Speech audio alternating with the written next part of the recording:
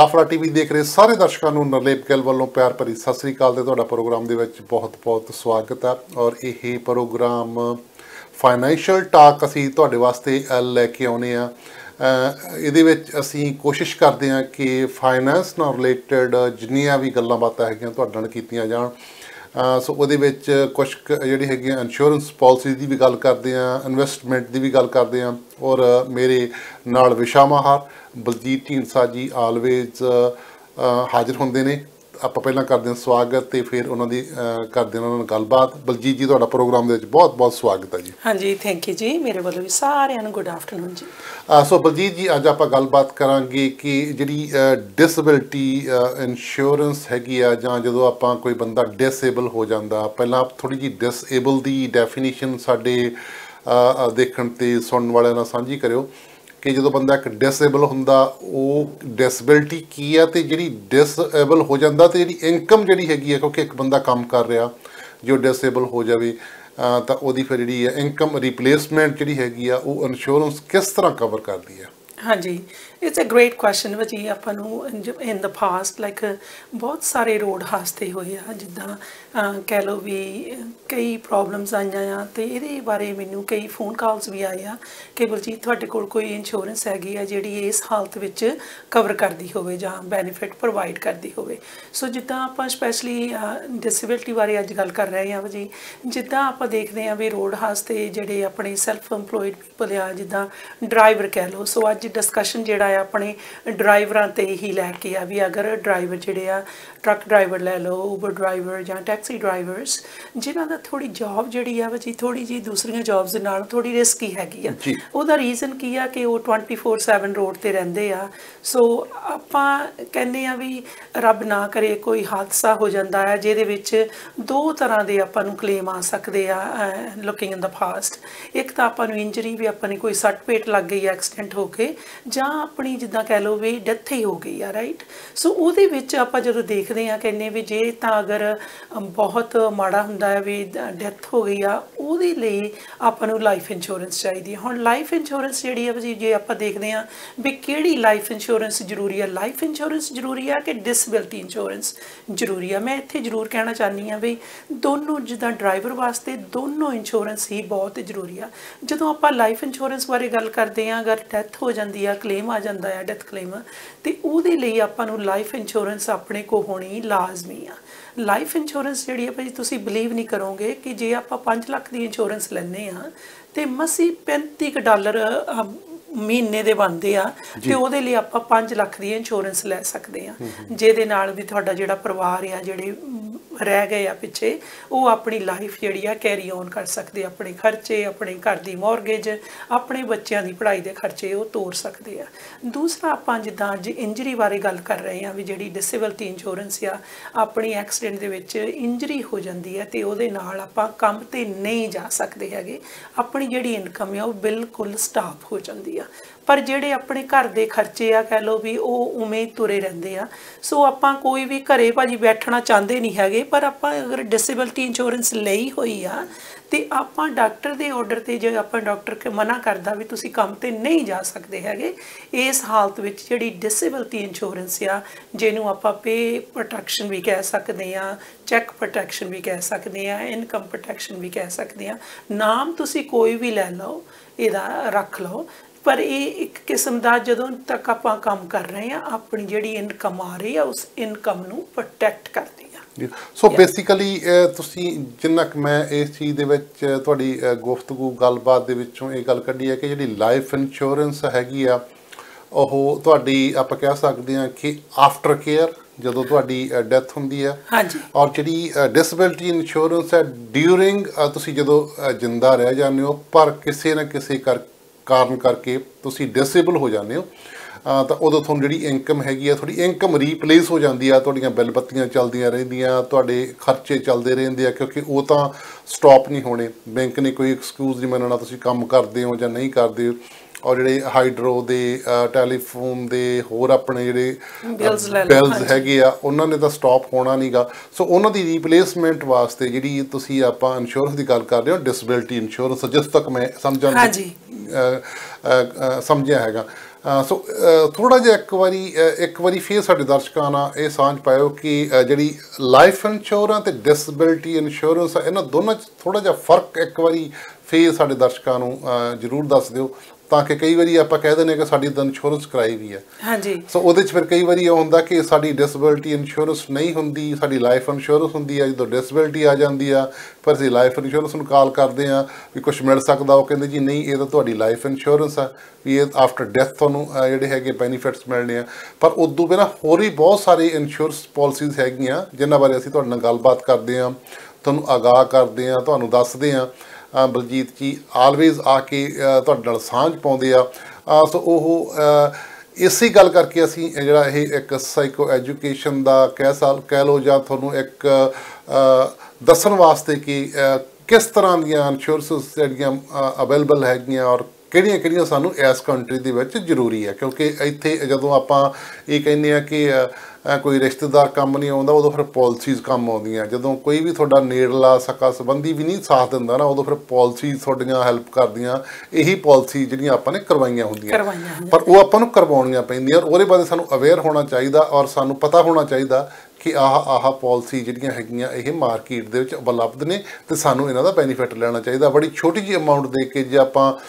ਸ਼ੁਰੂਆਤੀ ਦੌਰ ਦੇ ਵਿੱਚ ਆਪਾਂ ਕਹਿ ਲਈਏ ਕਿ ਸਹੀ ਏਜ ਦੇ ਵਿੱਚ ਸਹੀ ਟਾਈਮ ਦੇ ਵਿੱਚ ਜੇ ਆਪਾਂ ਪਾਲਿਸੀ ਸਟਾਰਟ ਕਰ ਲਈਏ ਤਾਂ ਬੜੀ ਮਿਨੀਮਮ ਪੇਮੈਂਟ ਜੀ ਇੱਕ ਰਹਿ ਜਾਂਦੀ ਆ ਜਿਹੜੀ ਆਪਾਂ ਨੂੰ ਦੇਣੀ ਪੈਂਦੀ ਆ। ਔਰ ਜੇਕਰ ਖਾਸ ਕਰਕੇ ਆਪਾਂ ਦੇਖੀਏ ਕਿ ਓਲਡ ਏਜ ਦੇ ਵਿੱਚ ਜਾ ਕੇ ਤੁਹਾਨੂੰ ਲੇਟ ਅਵੇਅਰਨੈਸ ਆਵੇ ਤਾਂ ਸਾਨੂੰ ਬਹੁਤ ਜ਼ਿਆਦਾ ਵੱਡੇ ਪ੍ਰੀਮੀਅਮ ਵੀ ਭਰਨੇ ਪੈਂਦੇ ਆ। ਸੋ ਬਲਜੀਤ ਜੀ, ਮੇਰਾ ਕੁਐਸਚਨ ਸੀਗਾ ਕਿ ਲਾਈਫ ਇੰਸ਼ੋਰੈਂਸ ਤੇ ਡਿਸੇਬਿਲਟੀ ਇੰਸ਼ੋਰੈਂਸ ਦੇ ਵਿੱਚ ਥੋੜ੍ਹਾ ਜਿਹਾ ਫਰਕ ਇੱਕ ਵਾਰੀ ਫੇਰ ਸਾਡੇ ਦਰਸ਼ਕਾਂ ਨਾਲ ਸਾਂਝ ਪਾਇਓ। ਹਾਂਜੀ, ਜਿੱਦਾਂ ਜੀ ਆਪਾਂ ਲਾਈਫ ਇੰਸ਼ੋਰੈਂਸ ਬਾਰੇ ਗੱਲ ਕਰ ਰਹੇ ਹਾਂ, life insurance is like basically to do with the life. So ਤੁਸੀਂ ਜਿੱਦਾਂ ਕਹਿ ਲਓ ਵੀ ਤੁਹਾਡੀ ਅਗਰ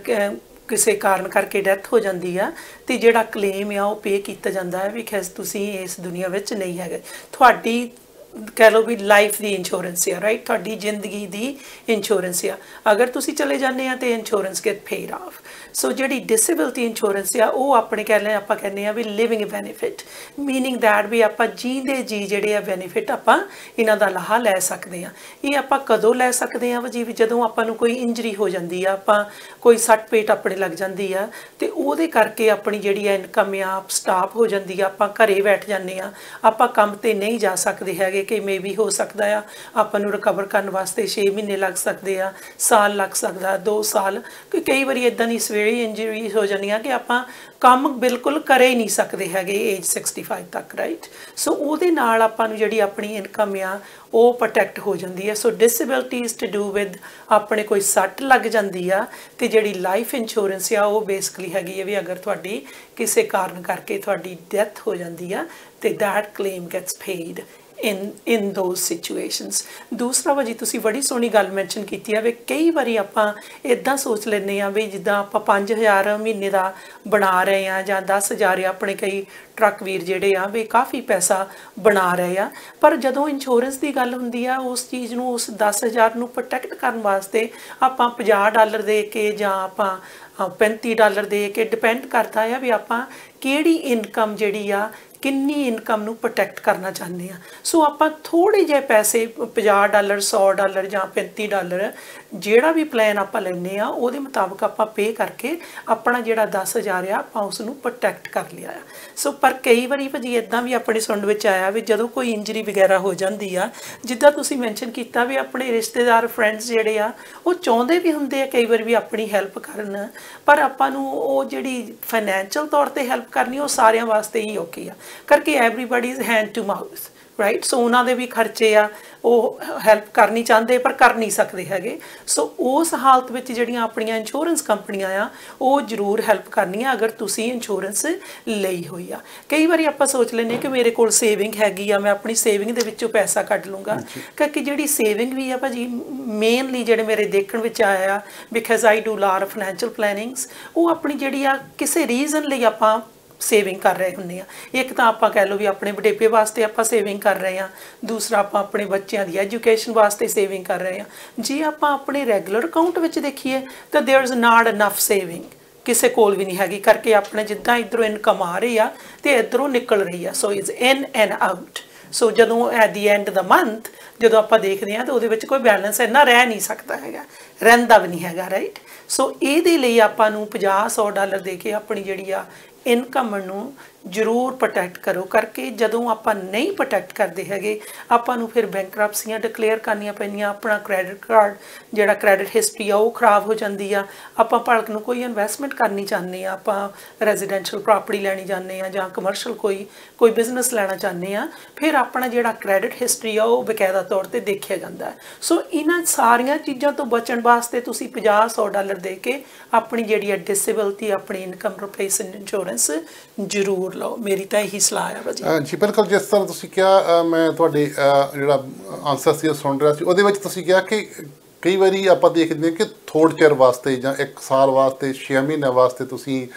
ਡਿਸੇਬਲ ਹੋ ਅਤੇ ਇੱਕ ਪਰਮਾਨੈਂਟ ਆਪਣੀ ਡਿਸੇਬਿਲਿਟੀ ਵੀ ਹੈਗੀ। ਇਹਦੇ 'ਚ ਥੋੜ੍ਹਾ ਜਿਹਾ ਡਿਫਰੈਂਸ ਸਾਡੇ ਦਰਸ਼ਕਾਂ ਨਾਲ ਸਾਂਝ ਪਾਉਂਗੇ ਕਿ ਜਿਹੜੀ ਪਰਮਾਨੈਂਟ ਡਿਸੇਬਿਲਿਟੀ ਆ ਉਹਨੂੰ ਆਪਾਂ ਕਿਸ ਤਰ੍ਹਾਂ ਕੰਸੀਡਰ ਕਰਦੇ ਹਾਂ ਅਤੇ ਜਿਹੜੀ ਥੋੜ੍ਹੀ ਚਿਰੀ ਹੁੰਦੀ ਆ ਉਹਨੂੰ ਆਪਾਂ ਕਿਸ ਤਰ੍ਹਾਂ, ਔਰ ਦੋਨੇ ਕਿਸ ਤਰ੍ਹਾਂ ਕੰਮ ਕਰਦੀਆਂ ਨੇ? ਹਾਂਜੀ, ਜਿੱਦਾਂ ਪਾਪਾ ਜੀ ਮੈਂਸ਼ਨ ਕੀਤਾ ਵੀ ਜਿਹੜੇ ਟਰੱਕ ਵੀਰ ਆ, ਆਪਣੇ ਟਰੱਕਰਸ ਲੈ ਲਓ, ਆਪਣੇ ਊਬਰ ਡਰਾਈਵਿੰਗ, ਟੈਕਸੀ ਡਰਾਈਵਰ, ਜਿਹੜੇ ਸੈਲਫ ਇੰਪਲੋਇਡ ਪੀਪਲ ਆ, ਜਿਨ੍ਹਾਂ ਦੇ ਵਿੱਚ ਮੈਂ ਵੀ ਆਉਂਦੀ ਹਾਂ। ਸਾਡੇ ਕੋਲ ਜਿਹੜਾ ਆਪਣੇ ਕੋ ਕਹਿ ਲਓ ਵੀ ਕੋਈ ਬੈਨੀਫਿਟ ਜਿਹੜਾ ਹੈ ਸਾਡਾ ਇੰਪਲੋਇਰ ਨਹੀਂ ਸਾਨੂੰ ਕੋਈ ਦੇ ਰਿਹਾ ਕਰਕੇ ਅਸੀਂ ਸੈਲਫ ਇੰਪਲੋਏ ਕੈਟੇਗਰੀ ਵਿੱਚ ਫਾਲ ਕਰਦੇ ਹਾਂ, ਰਾਈਟ। ਸੋ ਇਹਦੇ ਨਾਲ ਕੀ ਹੁੰਦਾ ਹੈ ਵੀ ਸਾਨੂੰ ਜਿਹੜੀ ਇੰਸ਼ੋਰੈਂਸ ਆ ਆਪ ਖੁਦ ਲੈਣੀ ਪੈਂਦੀ ਆ। Now as far as the disability is concern, ਵੀ ਕਿਹਨਾਂ ਹਾਲਤਾਂ ਵਿੱਚ ਅਸੀਂ ਇਹ ਪੈਸਾ ਜਿਹੜਾ ਹੈ ਡਿਸੇਬਿਲਟੀ ਜਿਹੜੀ ਆ ਘਰ ਬੈਠੇ ਕਲੈਕਟ ਕਰ ਸਕਦੇ ਹਾਂ। ਉਹਦੇ ਵਿੱਚ ਭਾਜੀ ਇੱਦਾਂ ਵੀ ਹੋ ਸਕਦਾ ਹੈ ਵੀ ਕਈ ਵਾਰੀ ਆਪਾਂ ਨੂੰ ਕਹਿ ਲਓ ਵੀ ਫਿਜ਼ੀਕਲ ਤੌਰ 'ਤੇ ਆਪਾਂ ਨੂੰ ਸੱਟ ਲੱਗੀ ਦਿਸਦੀ ਆ, ਸੱਟ ਲੱਗ ਗਈ ਆਪਣੀ, ਕੋਈ ਐਕਸੀਡੈਂਟ ਹੋ ਗਿਆ ਜਿਹਦੇ ਕਰਕੇ ਆਪਾਂ ਕੰਮ 'ਤੇ ਨਹੀਂ ਜਾ ਸਕਦੇ ਹੈਗੇ। Recovery time could be 2 months, could be 6 months, could be a year। ਉਹ ਡਿਪੈਂਡ ਕਰਦਾ ਹੈ ਤੁਸੀਂ ਜਦੋਂ ਪਾਲਿਸੀ ਲਈ ਆ, ਤੁਸੀਂ ਆਪਣੇ ਐਡਵਾਈਜ਼ਰ ਦੇ ਨਾਲ ਪੂਰੀ ਤਰ੍ਹਾਂ ਜਾਣਕਾਰੀ ਲੈ ਕੇ ਉਹਨਾਂ ਤੋਂ ਆਪਣਾ ਪਲਾਨ ਤਿਆਰ ਕਰਾਇਆ। ਸੋ ਜਿਹੜੀ ਡਿਸੇਬਿਲਟੀ ਆ ਉਹ ਆਪਾਂ ਏਜ 65 ਤੱਕ ਵੀ ਲੈ ਸਕਦੇ ਹਾਂ, even up to age 75 depending on ਕਰਕੇ। ਆਪਾਂ ਜਦੋਂ ਦੇਖਦੇ ਹਾਂ ਹੁਣ ਰਿਟਾਇਰਮੈਂਟ ਜਿਹੜੀ ਏਜ ਆ ਉਹ ਵੀ ਕਾਫੀ ਐਕਸਟੈਂਡ ਕੀਤੀ ਆ ਗਵਰਨਮੈਂਟ ਨੇ। ਆਪਾਂ ਬਹੁਤ ਸਾਰੇ ਪੀਪਲ ਦੇਖ ਵੀ ਰਹੇ ਹਾਂ ਭਾਜੀ ਵੀ ਉਹ after 65 they are still working, right. So ਹੁਣ ਇਹ ਆਪਣੇ ਵਿੱਚ ਦੇਖਣ 'ਚ ਜੋ ਆਇਆ ਤੇ ਆਪਾਂ ਕਹਿੰਦੇ ਵੀ ਆਪਾਂ ਜੇ ਕੰਮ ਕਰ ਰਹੇ ਹਾਂ 65 ਦੀ ਏਜ ਤੋਂ ਬਾਅਦ ਵਿੱਚ ਵੀ, ਸੋ ਆਪਣੀ ਇਨਕਮ ਜਿਹੜੀ ਆ ਉਹ ਬਾਅਦ ਵਿੱਚ ਵੀ ਪ੍ਰੋਟੈਕਟ ਹੋਣੀ ਚਾਹੀਦੀ ਆ ਜਿੰਨਾ ਚਿਰ ਆਪਾਂ ਕੰਮ ਕਰ ਰਹੇ ਹਾਂ। ਸੋ ਹੁਣ ਆਪਣਾ ਜਿਹੜਾ ਕਹਿ ਲਓ ਵੀ ਆਪਾਂ ਡਿਸੇਬਿਲਟੀ ਜਿਹੜੀ ਆ ਵੀ ਆਪਾਂ ਮੈਂਸ਼ਨ ਕੀਤਾ ਵੀ ਕਿੰਨੇ ਤਰ੍ਹਾਂ ਦੀ ਆ, ਕਿਸੇ ਤਰ੍ਹਾਂ ਸੱਟ ਹੋ ਸਕਦੀ ਆ, ਜਾਂ ਆਪਾਂ ਨੂੰ ਡਿਪਰੈਸ਼ਨ ਹੋਇਆ ਹੈ, ਜਾਂ ਆਪਾਂ ਨੂੰ ਕੋਈ ਕਹਿ ਲਓ ਵੀ ਆਪਾਂ ਨੂੰ ਆਈ ਸਾਈਟ ਆਪਣੀ ਚਲੇ ਗਈ ਆ, ਕੋਈ ਵੀ ਰੀਜ਼ਨ ਹੋ ਸਕਦਾ ਜਿਹਦੇ ਕਰਕੇ ਤੁਸੀਂ ਕੰਮ 'ਤੇ ਨਹੀਂ ਜਾ ਸਕਦੇ ਹੈਗੇ, ਉਹ ਡਿਸੇਬਿਲਟੀ ਦੇ ਵਿੱਚ ਫਾਲ ਹੋ ਜਾਂਦਾ ਆ। ਕਿਉਂਕਿ ਆਪਾਂ ਨੇ ਨੈਚੁਰਲੀ ਕਈ ਵਾਰੀ ਆਪਣੇ ਮਨ ਦੇ ਵਿੱਚ ਪਿਕਚਰ ਆ ਜਾਂਦੀ ਆ, ਕਿਉਂਕਿ ਜਦੋਂ ਆਪਾਂ ਡਿਸੇਬਿਲਟੀ ਦਾ ਵੀ ਮੈਂਸ਼ਨ ਕਰਦੇ ਹਾਂ ਜੀ, ਆਪਾਂ ਰਾਈਟ ਵੇ ਥਿੰਕ ਕਰਦੇ people on wheelchair, those are disabled people, right? ਪਰ ਡਿਸੇਬਿਲਟੀ ਜਿਹੜੀ ਆ ਉਹ ਕਾਫੀ ਤਰ੍ਹਾਂ ਦੀ ਡਿਸੇਬਿਲਟੀ ਆ, ਜਿਹੜੀ ਵੀ ਚੀਜ਼ ਤੁਹਾਨੂੰ ਕੰਮ ਕਰਨ ਤੋਂ ਸਟਾਪ ਕਰ ਰਹੀ ਹੈ। ਹੀਅਰਿੰਗ ਲਾਸ ਹੋ ਸਕਦਾ, ਵਿਜ਼ਨ ਲਾਸ ਹੋ ਸਕਦਾ, ਤੁਸੀਂ ਕਈ ਵਾਰੀ ਆਪਾਂ ਕਹਿ ਸਕਦੇ ਕਿ ਮਾਈਨਰ ਹਾਰਟ ਅਟੈਕ, ਜਿਵੇਂ ਆਪਣੇ ਪੰਜਾਬੀ 'ਚ ਅਧਰੰਗ ਕਹਿ ਦਿੰਦੇ ਆ, ਇੱਕ ਪਾਸਾ ਖੜ ਜਾਣਾ, ਸਟ੍ਰੋਕ ਹੋ ਗਿਆ, ਹਾਂਜੀ, ਇੱਕ ਸਟ੍ਰੋਕ, ਇਹ ਬਹੁਤ ਸਾਰੀਆਂ ਜਿਹੜੀਆਂ ਆਪਾਂ ਡਿਸੇਬਿਲਟੀਜ਼ ਹੈਗੀਆਂ। ਤੁਹਾਡੀ ਇੱਕ ਕੋਈ ਅੰਗ ਕੱਟਿਆ ਜਾਵੇ, ਕੋਈ ਅੰਗ ਟੁੱਟ ਜਾਵੇ, ਮੁੜ ਕੇ ਉਸ ਪੋਜੀਸ਼ਨ 'ਚ ਕੰਮ ਹੀ ਨਾ ਕਰ ਸਕੇ, ਦੀਜ਼ ਆਰ ਆਲ ਆਪਾਂ ਕਹਿ ਸਕਦੇ ਹਾਂ ਕਿ ਡਿਸੇਬਿਲਟੀਜ਼ ਹੈਗੀਆਂ। ਔਰ ਇਹਦੀ ਆਪਾਂ ਪਰਿਭਾਸ਼ਾ ਇੱਕ ਸੈਂਟੈਂਸ ਦੇ ਵਿੱਚ ਨਹੀਂ ਆਪਾਂ ਦੱਸ ਸਕਦੇ ਕਿ ਡਿਸੇਬਿਲਟੀ ਕਿਹਨੂੰ ਕਹਿੰਦੇ। ਡਿਸੇਬਲ ਪਰਸਨ ਕਿਸੇ ਤਰੀਕੇ ਨਾਲ ਵੀ ਔਰ ਕਿਸੇ ਵੀ ਜ਼ਰੀਆ ਕਰਕੇ ਹੋ ਸਕਦਾ। ਸੋ ਬਲਜੀਤ ਜੀ, ਇਹਦੇ 'ਚ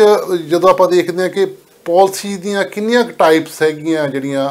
ਕਵਰ ਕਰਦੀਆਂ, ਕਿ ਇੱਕੋ ਹੀ ਸਾਰਿਆਂ 'ਤੇ ਪਰਿਭਾਸ਼ਾ ਫਿੱਟ ਹੁੰਦੀ ਹੈ ਜਾਂ ਡਿਫਰੈਂਟ ਤਰੀਕੇ ਨਾਲ ਪਾਲਿਸੀਜ਼ ਆਪਾਂ ਲੈ ਸਕਦੇ ਹਾਂ, ਜਾਂ ਆਪਾਂ ਆਹ ਚੀਜ਼ ਮੈਂ ਨਹੀਂ ਲੈਣੀ, ਜਾਂ ਆਹ ਮੈਂ ਉਹ 'ਚ ਪਿਕ ਐਂਡ ਚੂਜ਼ ਹੈਗਾ, ਜਾਂ ਲਾਈਕ ਡਿਸੇਬਿਲਟੀ ਤਾਂ ਡਿਸੇਬਿਲਟੀ ਆ, ਉਹ 'ਚ ਕਿਸ ਤਰ੍ਹਾਂ ਡਿਸਕ੍ਰਾਈਬ ਹੁੰਦੀ ਹੈ ਇੰਸ਼ੋਰੈਂਸ? ਹਾਂਜੀ, ਅਗਰ ਜੀ ਆਪਾਂ ਕਹਿੰਦੇ ਹਾਂ ਵੀ ਮੈਂ ਸਿਰਫ ਆਪਣੀ ਜਿਹੜੀ ਆ ਪੇ ਆ ਉਹਨੂੰ ਪ੍ਰੋਟੈਕਟ ਕਰਨਾ ਚਾਹੁੰਦਾ ਹਾਂ, ਅਤੇ ਆਪਾਂ ਜਿਹੜੀ ਇੰਸ਼ੋਰੈਂਸ ਆ, ਜਿਹੜੀ ਬੇਸਿਕ ਇੰਸ਼ੋਰੈਂਸ ਆ, ਆਪਾਂ ਜਿੱਦਾਂ ਕਹਿ ਲਓ ਵੀ ਆਪਾਂ ਵੇਟਿੰਗ ਪੀਰੀਅਡ ਜਿਹੜਾ ਆ ਉਹਨੂੰ ਸਿਲੈਕਟ ਕਰ ਲੈਂਦੇ ਹਾਂ ਵੀ 0 ਤੋਂ ਲੈ ਕੇ ਆਪਾਂ 120 ਡੇਜ਼ ਤੱਕ ਸਿਲੈਕਟ ਕਰ ਸਕਦੇ ਹਾਂ ਵੀ ਹਾਂ ਮੈਂ ਜਿਹੜਾ ਆ, ਅਗਰ ਮੈਨੂੰ ਕੋਈ ਇੰਜਰੀ ਆਉਂਦੀ ਆ ਵੀ ਮੈਂ ਜਿਹੜੇ 3 ਮਹੀਨੇ ਆ ਜਾਂ 4 ਮਹੀਨੇ ਆ ਵੀ ਆਪਾਂ 120 ਦਿਨ ਜਿਹੜੇ ਆ ਮੈਂ ਸਰਵਾਈਵ ਕਰ ਸਕਦਾ ਅਗਰ ਮੇਰੀ ਇਨਕਮ ਸਟਾਪ ਹੁੰਦੀ ਆ। ਦੂਸਰਾ ਆਪਾਂ ਇਹਦੇ ਵਿੱਚ ਕਹਿੰਦੇ ਆ ਵੀ ਹਾਂ ਮੈਨੂੰ ਅਗਰ ਕੋਈ ਇੰਜਰੀ ਆਉਂਦੀ ਆ ਤੇ ਜਿਹੜਾ ਮੈਂ ਬੈਨੀਫਿਟ ਆ ਉਹ ਮੈਂ 2 ਸਾਲ ਲਈ ਲੈਣਾ ਚਾਹੁੰਦਾ ਆ, ਜਾਂ ਮੈਂ ਕਹਿੰਦਾ ਮੈਂ ਏਜ 65 ਤੱਕ ਲੈਣਾ ਚਾਹੁੰਦਾ, ਜਾਂ ਮੈਂ ਕਹਿੰਦਾ ਵੀ ਮੈਂ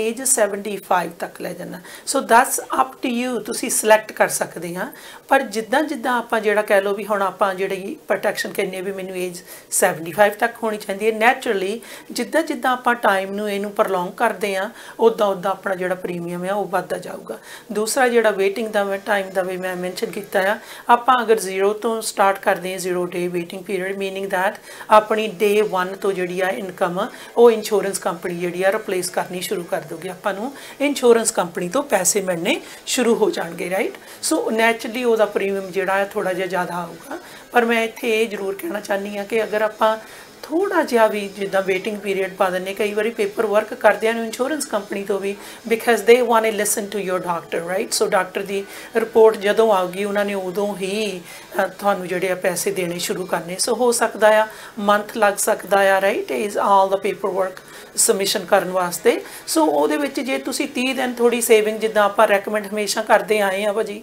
ਹੋਰ ਪ੍ਰੋਗਰਾਮਾਂ ਵਿੱਚ ਵੀ ਤੁਸੀਂ ਆਪਣੀ ਜਿਹੜੀ ਸੇਵਿੰਗ ਆ 10% ਜ਼ਰੂਰ ਸਾਈਡ ਤੇ ਸੇਵ ਕਰਕੇ ਰੱਖੋ, ਜਾਂ ਲੀਸਟ 3 ਮੰਥ ਜਿਹੜੀ ਐਮਰਜੈਂਸੀ ਫੰਡ ਜਿਹੜਾ ਆ ਅਗਰ ਤੁਸੀਂ ਫਾਈਨੈਂਸ਼ੀਅਲ ਪਲੈਨਿੰਗ ਆਪਣੀ ਪ੍ਰੋਪਰ ਤੌਰ ਤੇ ਕੀਤੀ ਆ ਉਹ ਇੱਕ ਸਾਈਡ ਤੇ ਪੈਸਾ ਹੋਣਾ ਚਾਹੀਦਾ, ਜਿੱਦਾਂ ਆਪਾਂ ਕਾਲ ਕਰ ਦਿੰਦੇ ਆ is a safe for rainy days. So ਕੋਈ ਵੀ ਆਪਾਂ ਤੁਸੀਂ ਕਹਿ ਰਹੇ ਹੋ, ਬਟ ਕਈ ਵਾਰੀ ਆਪਾਂ ਦੇਖ ਲਈਏ ਕਿ ਹਾਰਡ ਹੈ ਸਾਰੀਆਂ ਚੀਜ਼ਾਂ, ਕਿਉਂਕਿ ਹੈਂਡ ਟੂ ਮਾਊਥ ਆਪਾਂ ਚੱਲ ਰਹੇ ਆ ਸਾਰੀ ਇਸ ਕੰਟਰੀ ਦੇ ਵਿੱਚ, ਸਾਡੇ ਖਰਚੇ ਉਸ ਤਰੀਕੇ ਨਾਲ ਸਾਡੀ ਇਨਕਮ ਦੇ ਨਾਲ ਜਿਹੜੇ ਹੈਗੇ ਆ ਉਹ ਬੰਨੇ ਹੋਏ ਆ। ਬਹੁਤ ਵਧੀਆ ਜੇ ਆਪਾਂ ਇਸ ਤਰ੍ਹਾਂ ਦੀ ਲਾਈਕ 6 ਮੰਥ ਜਾਂ ਆਪਾਂ ਕਹਿ ਲਈਏ 3 ਮੰਥ ਦੀ ਪਲਾਨਿੰਗ ਕਰਕੇ ਚੱਲੀਏ। ਪਰ ਕਈ ਵਾਰੀ ਉਹ ਚੀਜ਼ਾਂ ਜਿਹੜੀਆਂ ਹੈਗੀਆਂ ਵਰਕਆਊਟ ਨਹੀਂ ਕਰਦੀਆਂ, ਕਿਉਂਕਿ ਅਸੀਂ ਹੁਣ ਕੋਵਿਡ ਕਰਕੇ ਥੋੜ੍ਹਾ ਜਿਹਾ ਆਪਾਂ ਕਹਿ ਸਕਦੇ ਹਾਂ ਕਿ ਸਾਨੂੰ ਇਸ ਚੀਜ਼ ਦੀ ਸੋਝੀ ਆਈ ਹੈ ਕਿ ਅਸੀਂ ਘਰੇ ਬੈਠਣਾ ਵੀ ਸਾਨੂੰ ਪੈ ਸਕਦਾ। ਪਰ ਪਹਿਲਾਂ ਤਾਂ ਇੱਦਾਂ ਸੀਗਾ ਕਿ ਜ਼ਿੰਦਗੀ ਜਿਹੜੀ ਹੈਗੀ ਆ ਉਹ ਬਸ ਇੱਕ ਮਸ਼ੀਨ ਦੀ ਤਰ੍ਹਾਂ ਚੱਲ ਰਹੀ ਆ, ਇੱਕ ਪਾਸਿਓਂ ਅਸੀਂ ਖਰਚੇ ਕਰ ਰਹੇ ਹਾਂ, ਇੱਕ ਪਾਸਿਓਂ ਇਨਕਮ ਆ ਰਹੀ ਆ, ਭੱਜੇ ਨੱਠੇ ਫਿਰ ਰਹੇ ਹਾਂ। ਸੋ ਇਹ ਬਹੁਤ ਸਾਰੀਆਂ ਜਿਹੜੀਆਂ ਚੀਜ਼ਾਂ ਸਾਨੂੰ ਸੋਚਣ ਵਾਸਤੇ ਇਹਨਾਂ ਨੇ ਮਜਬੂਰ ਕੀਤਾ ਹੈਗਾ ਕਿ ਸਾਡੀ ਜਿਹੜੀ ਜ਼ਿੰਦਗੀ ਦੇ ਵਿੱਚ ਜਦੋਂ ਖੜੋਤ ਆਉਂਦੀ ਹੈ ਇਸ ਤਰ੍ਹਾਂ, ਅਤੇ ਉਹਨੂੰ ਅਸੀਂ ਭਰਪਾਈ ਉਹਦੀ ਕਿਵੇਂ ਕਰਨੀ ਆ। ਉਦੋਂ ਫਿਰ ਮੈਂ ਅਕਸਰ ਹੀ ਇਹ ਕਹਿੰਦਾ ਕਿ ਇੰਸ਼ੋਰੈਂਸ ਪਾਲਿਸੀ ਜਿਹੜੀਆਂ ਉਹ ਕੰਮ ਆਉਂਦੀਆਂ, ਜਾਂ ਆਪਾਂ ਕਿਹੜੇ ਬੈਨੀਫਿਟਸ ਜਿਹੜੇ ਗਏ ਆ। ਔਰ ਜਿਵੇਂ ਬਲਜੀਤ ਜੀ ਤੁਸੀਂ ਇਹ ਕਿਹਾ ਕਿ ਆਪਾਂ ਪਿਛਲੇ ਪ੍ਰੋਗਰਾਮਾਂ ਦੇ ਵਿੱਚ ਕਵਰ ਵੀ ਕੀਤਾ ਕਿ ਨਵਾਂ ਜਿਹੜਾ ਇਹਨਾਂ ਨੇ ਕੋਵਿਡ ਦਾ ਵੀ ਕਰਤਾ ਕਿ ਕੀ ਤੁਹਾਨੂੰ ਕੋਵਿਡ ਹੈ ਜਾਂ ਨਹੀਂ ਹੈ। ਹਾਂਜੀ, ਜੇ ਹੈ ਤਾਂ ਉਹਦੇ ਨਾਲ ਵੀ ਪ੍ਰੋਬਲਮ ਆ ਰਹੀ ਹੈ ਇੰਸ਼ੋਰੈਂਸ ਲੈਣ ਦੇ ਵਿੱਚ, ਕਿਉਂਕਿ ਨਵੀਂ ਹਰ ਇੱਕ ਆਪਾਂ ਕਹਿ ਸਕਦੇ ਹਾਂ ਕਿ ਰੋਜ਼ ਜ਼ਿੰਦਗੀ ਬਦਲ ਰਹੀ ਆ, ਕਾਨੂੰਨ ਬਦਲ ਰਹੇ ਆ, ਲਾ ਬਦਲ ਰਹੇ ਆ। ਸੋ ਜੋ ਤੁਸੀਂ ਪ੍ਰੀਮੀਅਮ ਦੀ ਗੱਲ ਕੀਤੀ ਸੀਗੀ, ਜਦੋਂ ਆਪਾਂ ਡਿਸੇਬਿਲਟੀ ਦੀ ਇੰਸ਼ੋਰੈਂਸ ਦੀ ਗੱਲ ਕਰਦੇ ਹਾਂ, ਪ੍ਰੀਮੀਅਮ ਕਿਸ ਤਰ੍ਹਾਂ ਤੈਅ ਹੁੰਦਾ ਜਾਂ ਕਿਸ ਤਰ੍ਹਾਂ ਵੇਰੀ ਕਰਦਾ, ਜਾਂ ਇਸ ਇੱਕੋ ਹੀ ਪ੍ਰੀਮੀਅਮ ਰਹਿੰਦਾ ਲਾਈਫ ਇੰਸ਼ੋਰੈਂਸ ਦੀ ਤਰ੍ਹਾਂ, ਉਹਦੇ ਬਾਰੇ ਥੋੜ੍ਹਾ ਜਿਹਾ ਦੱਸੋ ਕਿ ਜਾਂ ਸਾਡੇ ਜਿਹੜੇ ਅਸੀਂ ਕਿੰਨੇ ਕੁ ਉਹਦੇ 'ਚ ਬੈਨੀਫਿਟ ਲੈਣੇ ਹੈਗੇ ਆ, ਉਹ ਚੀਜ਼ਾਂ ਨੂੰ ਕੰਸੀਡਰ ਕਰਕੇ ਸਾਡਾ ਪ੍ਰੀਮੀਅਮ ਜਿਹੜਾ ਤੈਅ ਹੁੰਦਾ। ਹਾਂਜੀ, ਸੋ ਇਹ ਜਿੱਦਾਂ ਹੁਣ ਆਪਾਂ ਮੈਂਸ਼ਨ ਕੀਤਾ ਹੈ ਵੀ ਇਹ is income replacement insurance. So naturally ਜਿਹੜੀ ਆਪਣੀ ਜੋਬ ਆ ਉਹ 'ਤੇ ਡਿਪੈਂਡ ਕਰਦਾ ਵੀ ਆਪਣੀ ਜੋਬ ਜਿਹੜੀ ਆ ਉਹ ਕਿੰਨੀ ਕੁ ਰਿਸਕੀ ਆ। ਸੋ ਜਿੱਦਾਂ ਹੁਣ ਆਪਾਂ ਟਰੱਕ ਵੀਰਾਂ ਦਾ ਕਹਿ ਰਹੇ ਹਾਂ, ਡਰਾਈਵਰ ਦੀ ਇੰਸ਼ੋਰੈਂਸ ਕਹਿ ਰਹੇ ਹਾਂ, it's naturally is very risky occupation, right? So depend ਕਰਦਾ ਤੁਹਾਡੀ ਆਕੂਪੇਸ਼ਨ ਤੇ, ਡਿਪੈਂਡ ਕਰਦਾ ਤੁਹਾਡੀ ਏਜ ਤੇ ਦੂਸਰਾ ਜਿਹੜਾ ਤੁਸੀਂ ਪ੍ਰੀਮੀਅਮ ਜਿਹੜਾ ਆ ਕਿ ਜਿਹੜੀ ਇਨਕਮ ਆ, ਕਿੰਨੀ ਇਨਕਮ ਤੁਸੀਂ ਘਰੇ ਬੈਠੇ ਲੈਣਾ ਚਾਹੁੰਦੇ ਆ। ਤੁਸੀਂ 2000 ਦਾ ਲੈਣਾ ਚਾਹੁੰਦੇ ਇਨਕਮ ਕਿ ਤੁਸੀਂ 5000 ਦੀ ਇਨਕਮ ਲੈਣੀ ਚਾਹੁੰਦੇ ਆ ਜਦੋਂ ਤੁਸੀਂ ਘਰੇ ਆ। ਸੋ ਦੈਟ ਡਿਪੈਂਡਸ ਔਨ ਤੁਸੀਂ ਕਿੰਨਾ ਪੈਸਾ ਬਣਾ ਰਹੇ ਆ, ਰਾਈਟ। ਸੋ ਉਹਦੇ ਹਿਸਾਬ ਦੇ ਨਾਲ ਇਹਨਾਂ ਨੇ ਜਿੱਦਾਂ ਇੰਸ਼ੋਰੈਂਸ ਕੰਪਨੀਆਂ ਜਿਹੜੀਆਂ ਆ ਉਹ ਆਪਣਾ ਪ੍ਰੀਮੀਅਮ ਜਿਹੜਾ ਸੈੱਟ ਕਰਦੇ ਨੇ। ਸੋ ਆਕੂਪੇਸ਼ਨ, ਏਜ ਐਂਡ ਆਲਸੋ ਵੀ ਤੁਸੀਂ ਕਿੰਨੀ ਇਨਕਮ ਲੈਣੀ ਚਾਹੁੰਦੇ ਆ ਘਰ ਬੈਠ ਕੇ, ਅਤੇ ਤੀਸਰਾ ਜਿਹੜਾ ਆ ਕਿੰਨਾ ਟਾਈਮ ਤੁਸੀਂ ਵੇਟਿੰਗ ਪੀਰੀਅਡ ਪਾ ਸਕਦੇ ਆ ਇਹਦੇ ਵਿੱਚ, ਅਤੇ ਕਿੰਨੇ ਟਾਈਮ ਵਾਸਤੇ ਤੁਸੀਂ ਇੰਸ਼ੋਰੈਂਸ ਲੈਣੀ ਚਾਹੁੰਦੇ ਆ ਜਾਂ ਇਨਕਮ ਜਿਹੜੀ ਆ ਘਰ ਬੈਠੇ ਲੈਣੀ ਚਾਹੁੰਦੇ, 2 ਸਾਲ ਵਾਸਤੇ, 5 ਸਾਲ ਵਾਸਤੇ, 65 ਸਾਲ ਦੀ ਏਜ ਤੱਕ ਜਾਂ 75 ਸਾਲ ਦੀ ਏਜ ਤੱਕ ਕਰਕੇ। ਕਈ ਵਾਰੀ ਇੱਦਾਂ ਆਪਣੀ ਦੇਖਣ ਵਿੱਚ ਵੀ ਆਇਆ ਭਾਜੀ ਇਨ ਦਾ ਪਾਸਟ ਕਰਕੇ ਇੰਨੀ ਸਵੀਅਰ ਇੰਜਰੀ ਹੋ ਜਾਂਦੀ ਆ ਕਿ ਤੁਸੀਂ ਕੰਮ ਕਰਨ ਦੇ ਬਿਲਕੁਲ ਲਾਈਕ ਰਹਿੰਦੇ ਹੀ ਨਹੀਂ ਹੈਗੇ, ਰਾਈਟ, ਫॉर ਲਾਈਫ। ਸੋ ਉਸ ਹਾਲਤ ਦੇ ਵਿੱਚ ਜਿਹੜੀ ਆ ਇਨਕਮ ਆ ਉਹ ਤੁਹਾਨੂੰ ਘਰੇ ਬੈਠਿਆਂ ਨੂੰ ਫॉर ਏਜ 65 ਏਜ 75 ਜਿੰਨੇ ਦਾ ਵੀ ਤੁਸੀਂ ਪਲਾਨ ਲਿਆ ਆ ਉਹ ਤੁਸੀਂ ਆਪਣਾ ਜਿਹੜਾ ਪਲਾਨ ਆ ਉਹ ਤਿਆਰ ਤੁਸੀਂ ਜਿਹੜਾ ਐਕਸਪੀਰੀਅੰਸ ਬ੍ਰੋਕਰ ਆ ਉਹਦੇ ਨਾਲ ਬੈਠ ਕੇ ਜ਼ਰੂਰ ਇਹ ਜਿਹੜਾ ਪਲਾਨ ਆ ਉਹਦੇ ਬਾਰੇ ਤੁਸੀਂ ਗੱਲਬਾਤ ਕਰ ਸਕਦੇ ਤੁਸੀਂ ਮੈਨੂੰ ਵੀ ਫੋਨ ਕਰ ਸਕਦੇ ਆ ਜ਼ਰੂਰੀ ਨਹੀਂ ਹੈਗਾ ਵੀ ਤੁਸੀਂ ਇੰਸ਼ੋਰੈਂਸ ਮੇਰੇ ਤੋਂ ਹੀ ਬਾਈ ਕਰ ਲੈਣੀ ਆ ਕਰਕੇ ਜਿਹੜੇ ਆਪਾਂ ਇਹ ਪ੍ਰੋਗਰਾਮ ਅਸੀਂ ਕਰ ਰਹੇ ਆ ਐਵਰੀ ਵੀਕ ਸਾਡਾ ਮਕਸਦ ਇਹੀ ਆ ਕਿ ਆਪਣੀ ਕਮਿਊਨਿਟੀ ਨੂੰ ਜਿਹੜੀ ਆ ਐਜੂਕੇਸ਼ਨ ਆ ਜਿਹੜੀ ਨੌਲੇਜ ਉਹ ਅਸੀਂ ਹਰ ਵੀਕ ਵੰਡੀਏ ਡਿਫਰੈਂਟ ਪ੍ਰੋਗਰਾਮ ਜਿਹੜੇ ਲੈ ਕੇ ਅਸੀਂ ਆਉਂਦੇ ਆ ਵੀ ਅਸੀਂ ਜਿਹੜੀ ਆ ਸਾਰਿਆਂ ਨੂੰ ਜਿਹੜੀ ਅਵੇਅਰਨੈਸ ਦਈਏ ਰਾਈਟ ਇਹੀ ਮਕਸਦ ਆ ਸਾਡਾ ਬਿਲਕੁਲ ਜੀ ਜੇਕਰ ਤੁਹਾਨੂੰ ਕੋਈ ਵੀ ਸੁਝਾਅ ਦੀ ਲੋੜ ਹੈਗੀ ਆ ਕੋਈ ਤੁਹਾਡਾ ਕੁਐਸਚਨ ਹੈਗਾ ਇੰਸ਼ੋਰੈਂਸ ਦੇ ਨਾਲ ਰਿਲੇਟਡ ਜਾਂ ਫਾਈਨੈਂਸ ਦੇ ਨਾਲ ਰਿਲੇਟਡ ਜਾਂ ਤੁਸੀਂ ਇਨਵੈਸਟਮੈਂਟ ਕਰਨੀ ਚਾਹੁੰਦੇ ਹੋ RRSPR ESP ਤੁਹਾਡੇ ਅਸੀਂ ਬੜੇ ਸ਼ੁਕਰਗੁਜ਼ਾਰ ਹੋਵਾਂਗੇ ਤੁਸੀਂ ਜੇਕਰ ਫੋਨ ਕਰੋ ਬਲਜੀਤ ਢੀਂਡਸਾ ਜੀ ਨੂੰ 416 871 48 48 416-871-4848 ਤੁਸੀਂ ਇਹਨਾਂ ਨੂੰ ਕਾਲ ਕਰ ਸਕਦੇ ਹੋ ਇਹਨਾਂ ਦਾ ਨੰਬਰ ਸਕਰੀਨ 'ਤੇ ਵੀ ਆ ਰਿਹਾ ਆਲਵੇਜ਼ ਰਹਿੰਦਾ ਹੈਗਾ ਔਰ ਤੁਸੀਂ ਜੇਕਰ ਇਹਨਾਂ ਨੂੰ ਈਮੇਲ ਕਰਨੀ ਚਾਹੁੰਦੇ ਆ ਇਹਨਾਂ ਦਾ last name Dhindsa 2015 Dhindsa 2015@gmail.com 'ਤੇ ਤੁਸੀਂ ਇਹਨਾਂ ਨੂੰ ਈਮੇਲ ਕਰਕੇ ਵੀ ਆਪਦਾ ਕੁਐਸਚਨ ਪੁੱਛ ਸਕਦੇ ਹੋ ਔਰ ਜੇਕਰ ਤੁਸੀਂ WhatsApp 'ਤੇ ਕਾਲ ਕਰਨੀ ਆ WhatsApp 'ਤੇ ਮੈਸੇਜ ਛੱਡਣਾ ਟੈਕਸਟ ਮੈਸੇਜ ਦੇਣਾ ਹੈਗਾ ਸੋ ਕਿਸੇ ਵੀ ਤਰੀਕੇ ਨਾਲ ਤੁਸੀਂ ਇਹਨਾਂ ਦੇ ਨਾਲ ਗੱਲਬਾਤ ਕਰ ਸਕਦੇ ਹੋ ਔਰ ਅੱਜ ਕੱਲ੍ਹ ਜਿਵੇਂ ਵਰਚੁਅਲ ਦੌਰ ਹੈਗਾ ਵਰਚੁਅਲ ਜ਼ੂਮ ਮੀਟਿੰਗ 'ਤੇ ਆ ਕੇ ਵੀ ਤੁਹਾਡੇ ਨਾਲ ਇਹ ਡਿਸਕਸ ਕਰ ਸਕਦੇ ਆ so please call Baljeet Dhindsa for your all insurance need or finance ਦੇ ਨਾਲ ਜੋ ਰਿਲੇਟਡ ਤੁਹਾਡੇ ਕੁਐਸਚਨ ਹੈਗੇ ਤੁਸੀਂ ਇਹਨਾਂ ਨੂੰ ਕਾਲ ਕਰ ਸਕਦੇ ਹੋ 416-871-4848 ਸੋ ਬਲਜੀਤ ਜੀ ਜਿਸ ਤਰ੍ਹਾਂ ਆਪਾਂ ਗੱਲਬਾਤ ਕਰ ਰਹੇ ਸੀਗੇ ਇੱਕ ਤਾਂ ਰੀਪਲੇਸਮੈਂਟ ਹੋ ਗਈ ਆਪਣੀ ਇੰਸ਼ੋਰੈਂਸ ਆਪਾਂ ਜਦੋਂ ਡਿਸੇਬਿਲਿਟੀ ਇੰਸ਼ੋਰੈਂਸ ਲੈ ਲੈਂਦੇ ਆ ਹਾਂਜੀ ਤੇ ਇੱਕ ਹੋਰ ਕਿਹੜੀਆਂ ਅਦਰ ਰੀਪਲੇਸਮੈਂਟਸ ਹੈਗੀਆਂ ਤੁਹਾਡੀ ਇਨਕਮ ਜਦੋਂ ਆਪਾਂ ਡਿਸੇਬਲ ਹੋ ਜਾਂਦੇ ਆ ਹਾਂਜੀ ਇੱਕ ਤਾਂ ਆਪਾਂ ਸੈਲਫ ਇੰਪਲੋਇਡ ਪੀਪਲਾਂ ਵਾਸਤੇ ਅੱਜ ਗੱਲ ਕੀਤੀ ਆ ਵੀ ਜਿਹੜੀ ਤੁਹਾਨੂੰ ਆਪ ਖੁਦ ਹੀ ਇੰਸ਼ੋਰੈਂਸ ਲੈਣੀ ਪੈਂਦੀ ਆ ਦੂਸਰਾ ਹੈ ਜਿੱਦਾਂ ਹੁਣ ਆਪਾਂ ਕਿਸੇ ਇੰਪਲੋਇਰ ਦੇ ਨਾਲ ਕੰਮ ਕਰ ਰਹੇ ਆ ਆਪਾਂ ਸੈਲਰੀ ਤੇ ਆ ਜਾਂ ਆਪਾਂ ਨੂੰ ਆਵਰਲੀ ਰੇਟ ਦੇ ਰਹੇ ਆ ਆਪਾਂ ਨੂੰ ਇੰਪਲੋਇਰ ਜਿਹੜਾ ਆ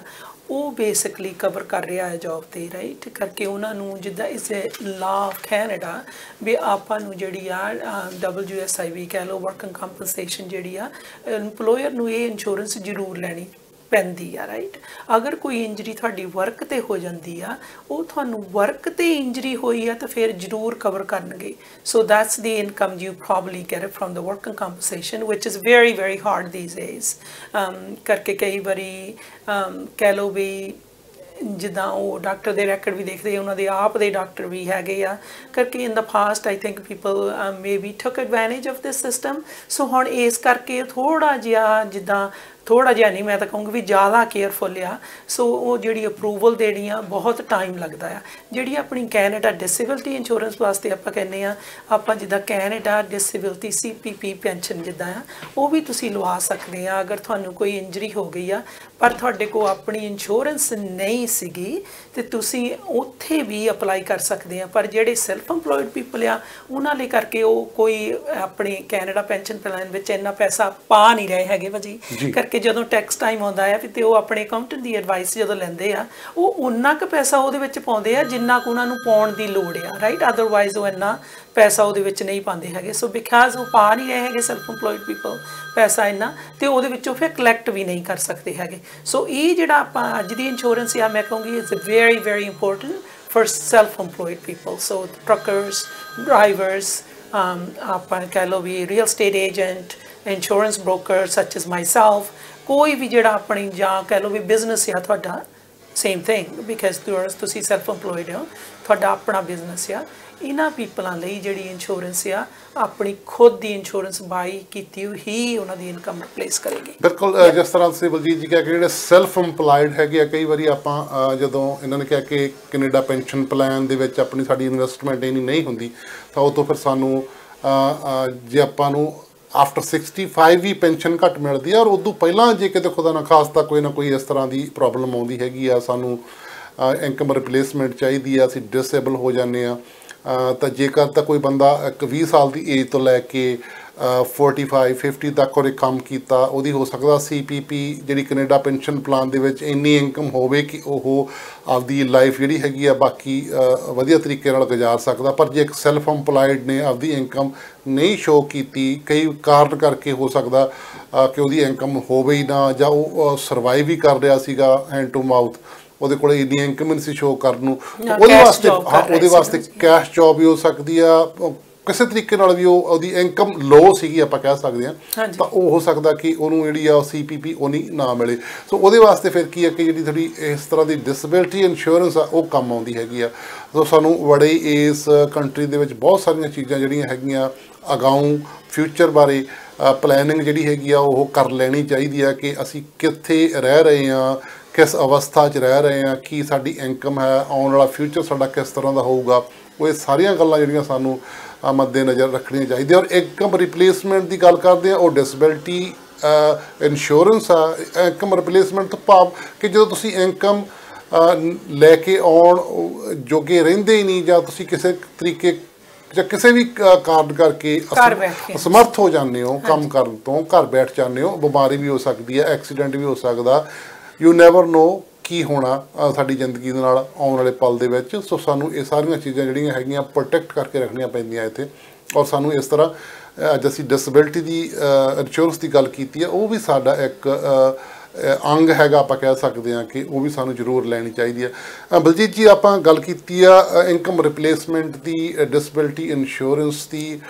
ਠੀਕ ਆ ਆਪਾਂ ਲੈ ਲੈਂਦੇ। ਜਿਸ ਤਰ੍ਹਾਂ ਆਪਾਂ ਗੱਲ ਕੀਤੀ ਯੰਗ ਏਜ ਦੇ ਵਿੱਚ ਆਪਾਂ ਨੂੰ ਜ਼ਰੂਰਤ ਹੈਗੀ ਆ, ਜਾਂ ਜਿੰਨਾ ਚਿਰ ਮੇਰੇ 'ਤੇ ਡਿਪੈਂਡੈਂਟ ਹੈਗੇ ਉਦੋਂ ਤੱਕ ਜ਼ਰੂਰਤ ਹੈਗੀ। ਆਪਾਂ ਕਦੋਂ ਸਟਾਪ ਕਰ ਦੇਣੀ ਚਾਹੀਦੀ ਹੈ, ਜਾਂ ਕਦੋਂ ਆਪਾਂ ਸਟਾਪ ਕਰ ਸਕਦੇ ਹਾਂ ਇਸ ਇੰਸ਼ੋਰੈਂਸ ਨੂੰ? ਹਾਂਜੀ, ਮੇਰੀ ਐਡਵਾਈਸ ਹੈਗੀ ਆ ਭਾਜੀ ਵੀ ਅਗਰ ਤੁਸੀਂ ਕੰਮ ਕਰਨਾ ਸਟਾਪ ਕਰ ਦਿੱਤਾ ਹੈ, ਲਾਈਕ ਲੈਟਸ ਸੇ ਏਜ 65 ਔਰ ਈਵਨ 67, ਜਦੋਂ ਵੀ ਤੁਸੀਂ ਕੰਮ ਸਟਾਪ ਕਰਦੇ ਆ ਉਦੋਂ ਹੀ ਤੁਹਾਨੂੰ ਜਿਹੜੀ ਇੰਸ਼ੋਰੈਂਸ ਜਿਹੜੀ ਆ ਪ੍ਰੀਮੀਅਮ ਦੇਣਾ ਬੰਦ ਕਰ ਦੇਣਾ ਚਾਹੀਦਾ ਹੈ। Because this is like literally ਇਹਦਾ ਨੇਮ ਹੀ ਆਪਾਂ ਇਨਕਮ ਰਿਪਲੇਸਮੈਂਟ ਰੱਖਿਆ। ਅਗਰ ਇਨਕਮ ਨਹੀਂ ਆ ਰਹੀ ਹੈਗੀ, ਤੁਸੀਂ ਕੰਮ ਨਹੀਂ ਕਰ ਰਹੇ ਹੈਗੇ ਨਾ, you can stop paying the premium. So ਤੁਹਾਨੂੰ ਫਿਰ ਉਹ ਇੰਸ਼ੋਰੈਂਸ ਚਾਹੀਦੀ ਨਹੀਂ ਹੈਗੀ, ਰਾਈਟ?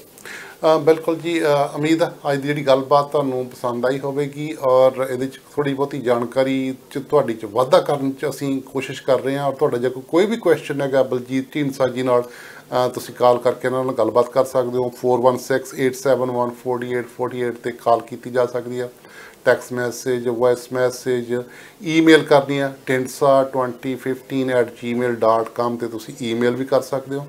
ਔਰ ਅਗਲੇ ਹਫ਼ਤੇ ਅਸੀਂ ਤੁਹਾਡੇ ਲਈ ਇੱਕ ਹੋਰ ਜਾਣਕਾਰੀ ਭਰਪੂਰ ਪ੍ਰੋਗਰਾਮ ਲੈ ਕੇ ਆਵਾਂਗੇ ਜੋ ਕਿ ਫਾਈਨੈਂਸ ਨਾਲ ਜਾਂ ਇੰਸ਼ੋਰੈਂਸ ਦੇ ਨਾਲ ਰਿਲੇਟਡ ਹੋਊਗਾ।